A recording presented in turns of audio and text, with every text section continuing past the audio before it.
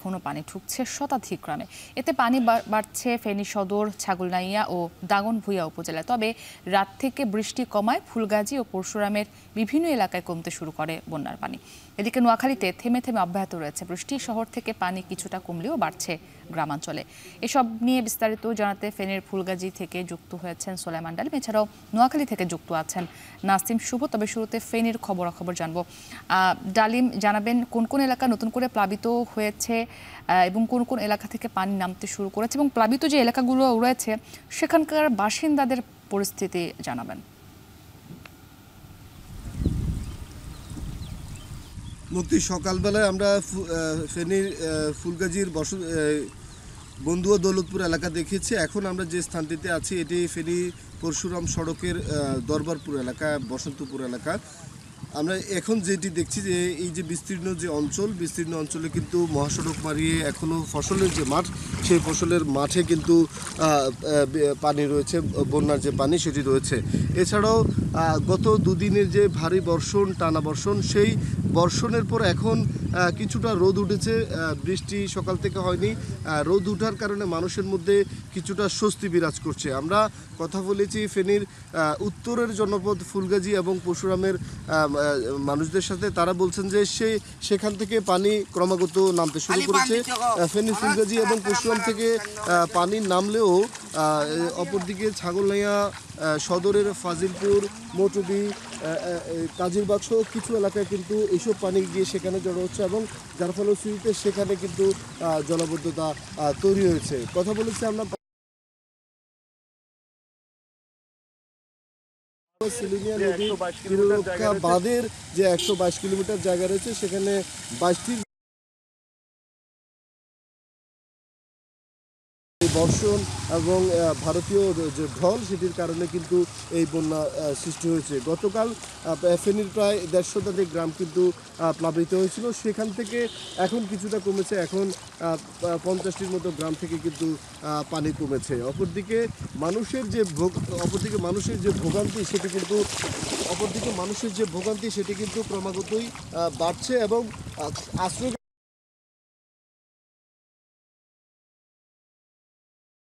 থেকে যেমনটি জানিয়েছেন যে 150টির বেশি আশ্রয় কিন্তু তারা প্রস্তুত রেখেছেন এবং 50টির বেশি আশ্রয় কেন্দ্রে 8,000-এর বেশি মানুষ এসছে এবং স্বেচ্ছাসেবক, বিজিবি, পুলিশ, সেনাবাহিনী সহ অন্যান্য যে যারা রয়েছে তারা কিন্তু উদ্ধার তৎপরতা এবং ত্রাণ কার্যক্রমে অংশগ্রহণ করছে।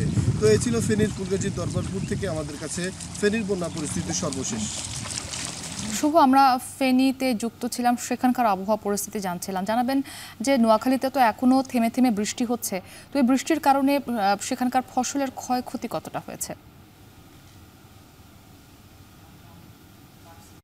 মুক্তি, নোয়াখালীতে আসলে আজ সকাল থেকে থেমে থেমে বৃষ্টি হলো কিছু, গত 1 ঘন্টা যাবত কিন্তু এখনো বৃষ্টি হয়নি এবং আকাশে একেবারে সূর্যেরও দেখা মিলেছে বলা যায় এই মুহূর্তে।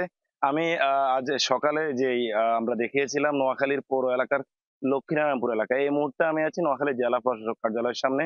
তো গত 4 দিনের যে ভারী বর্ষণ, সেই ভারী বর্ষণে নোয়াখালীতে সৃষ্ট যে জলাবদ্ধতা, সেই জলাবদ্ধতায় নোয়াখালীতে ফসলের ব্যাপক ক্ষয়ক্ষতি হয়েছে। আমরা কৃষি সম্প্রসারণ অধিদপ্তর থেকে জানতে পেরেছি নোয়াখালীতে এখন পর্যন্ত 7,000 হেক্টরেরও বেশি জমিতে আমনের যেই ফলন এবং যেই শাকসবজির যে আবাদ রয়েছে সেগুলো বিনষ্ট হয়ে গেছে, তারা নিশ্চিত করেছেন। তো নোয়াখালীতে আসলে যেই জলাবদ্ধতা কবলিত এলাকা, নোয়াখালীর 6টি উপজেলা, সেই 6টি উপজেলাতে কিন্তু প্রশাসনেরও তৎপরতা আমরা চোখে পড়েছে। আমরা কিছুক্ষণ আগেই এই এলাকাতে দেখেছি, এখানে আসলে rapid action battalion RAB 11 CPC 3-এর একটি দল, তাদেরকে দেখেছি আসলে বন্যা দুর্গত এলাকা যেগুলা এবং যে জলাবদ্ধ এলাকাগুলো রয়েছে সেগুলো তারা পরিদর্শন করছেন এবং প্রয়োজনীয় উদ্ধার তৎপরতা লাগবে কিনা সেগুলো নিয়ে তারা সার্ভে করছেন এবং কিভাবে ত্রাণ বন্টন করা যাবে সে নিয়ে তারা পরিকল্পনা করছেন বলে তারা আমাদেরকে জানিয়েছেন। এছাড়া জেলা প্রশাসন এবং যে অন্যান্য জেলা দপ্তরগুলো রয়েছে তারাও তাদের সার্বিক কার্যক্রমের জন্য প্রস্তুতি রয়েছেন বলে আমাদেরকে জানিয়েছেন।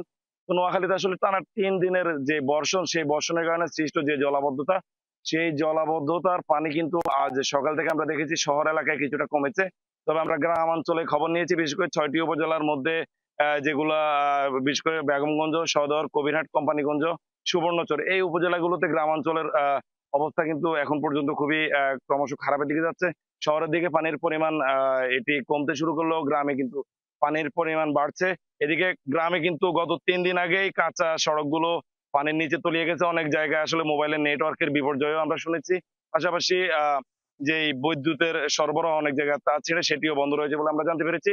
তো সব মিলিয়ে আসলে নোয়াখালী থেকে এই ছিল আমার কাছে জলাবদ্ধতা এবং বন্যার পূর্ব মুহূর্ত বলা যায় সেটির সবশেষ মুক্তি। নোয়াখালী ও ফেনীর আবহাওয়ার খবরাখবর জানাতে যুক্ত ছিলেন সহকর্মীরা।